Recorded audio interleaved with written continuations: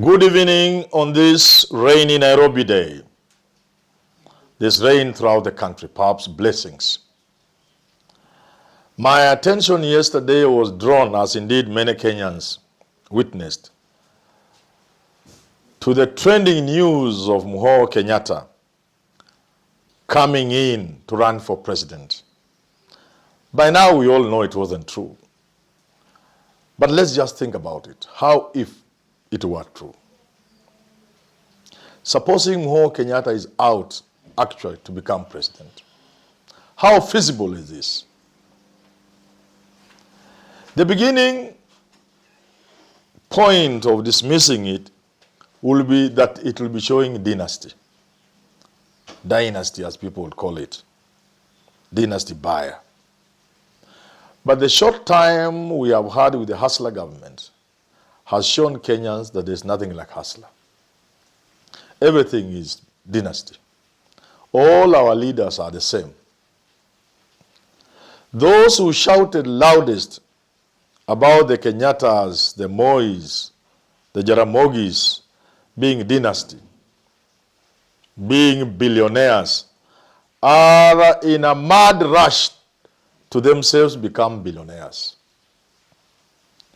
Even through physical manifestations of the 5-10 million watch, as Muluka would put it, of 300,000 designer shoes, or people who only recently never had $1 million in their account and perhaps today have hundreds of millions in their accounts, if not billions of shillings, or people who dressed in suits and, in the words of the late William Olenchimama, or people who only recently put on suits that look like pajamas, now putting on designer suits, Birioni and the rest, suits worth 1.5 million, 1.2 million.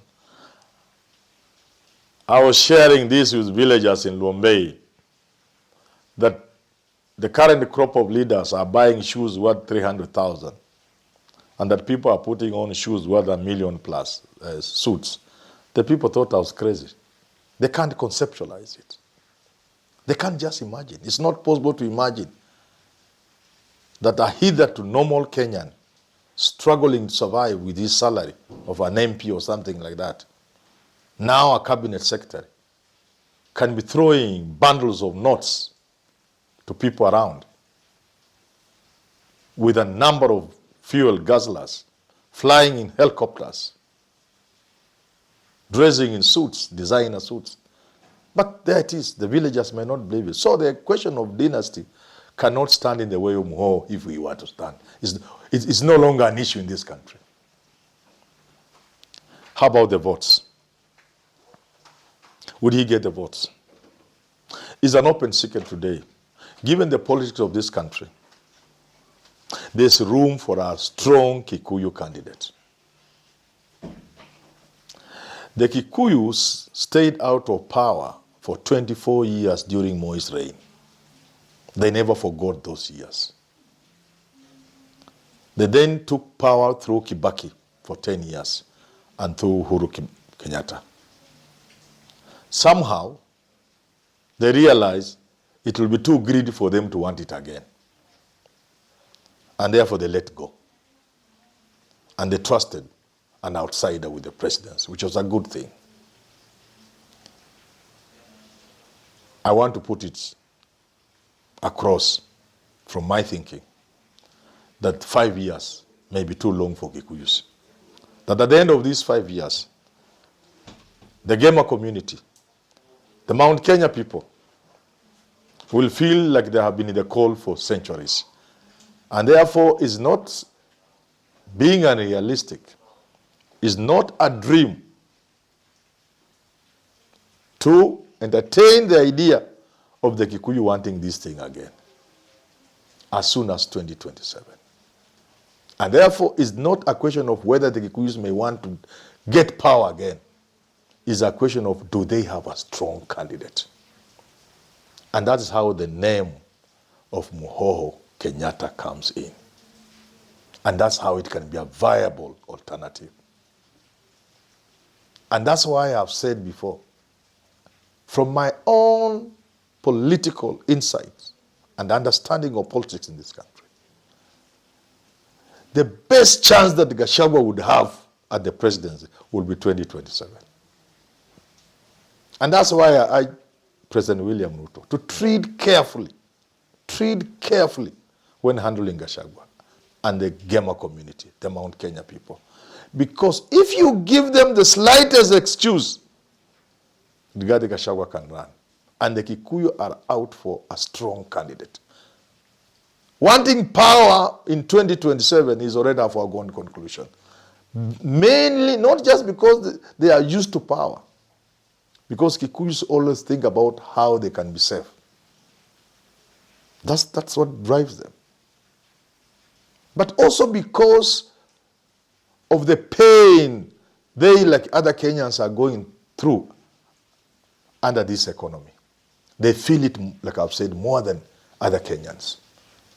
When businesses are not doing well, it is Kikuyus who feel it most. And that's why they were able to toss their own son, Uhuru Kenyatta, into the lake. Just good for Uhuru Kenyatta, he didn't drown. They threw him into the lake. They said, Lake Victoria, kwa sababu napenda Raila, kwenda na hiyo maji. But the son of Jomo survived. So it's a question of not if they want to get back power immediately.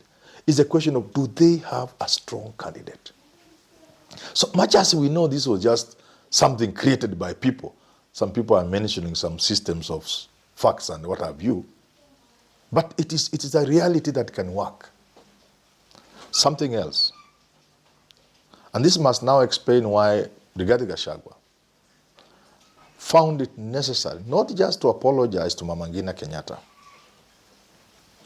I read deep into that apology. But also to seek, not just to bring the Mount Kenya people together, but Gachagua seeks to work with the Kenyattas. That's how you must understand that. Because the Kenyatta are still a factor. The Kenyattas are a factor. The pride Kikuyus have.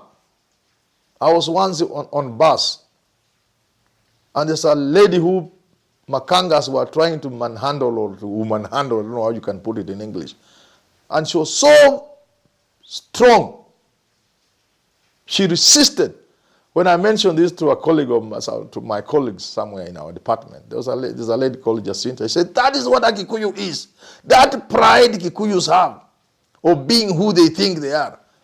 You cannot divorce that pride of being a Kikuyu from the Kenyatta association with the Kenyattas. And therefore the name Kenyatta evokes serious things among the people of this country, and especially the Mount Kenya people.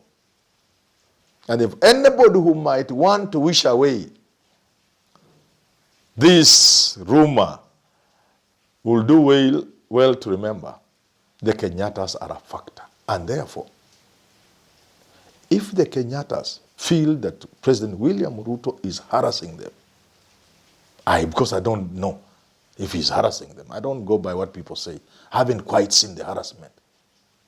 But if they feel strongly they are being harassed and they are in danger, all they will need, all that the Kenyattas will need to do is just to put a hand on somebody. And it's game shot. Either it is Muhoho Kenyatta or somebody the Kenyattas support from Mount Kenya. That's enough to end Ruto's presidency. It's a no-brainer.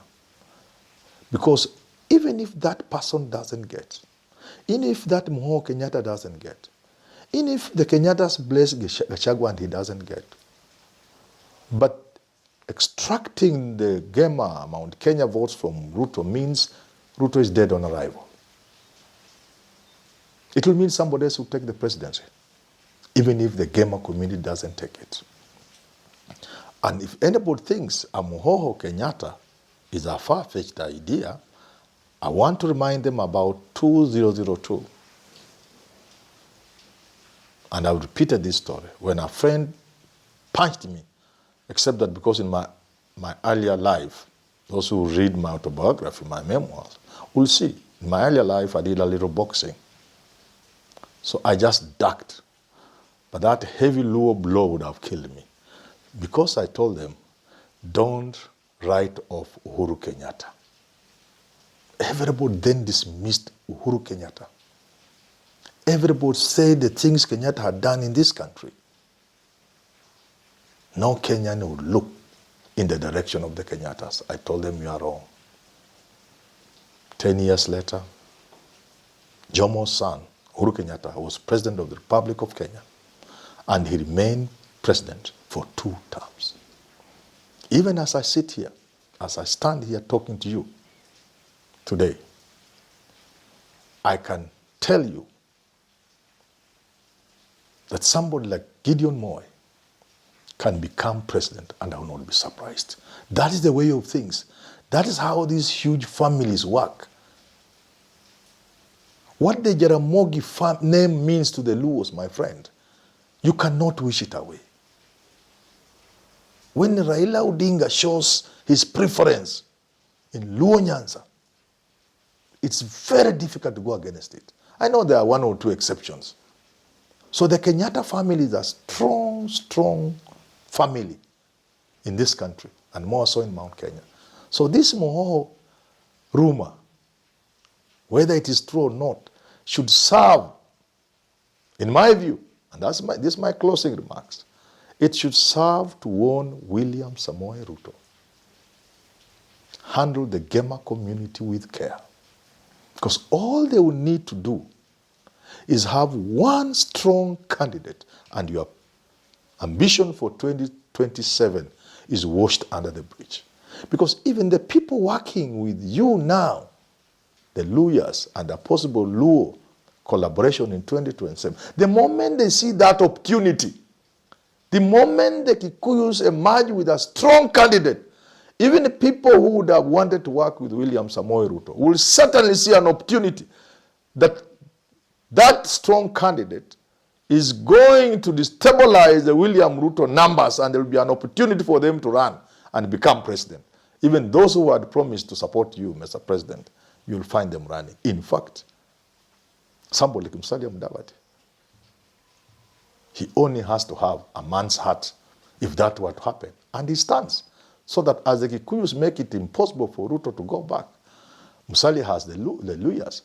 If he were to work with the Luos, for example, and maybe work with somebody like Joho from the coast, for another example, and if the Kamba boats go with Stephen Kalonzo Musyoka perhaps to nowhere, then you can see how Mudavadi can become president.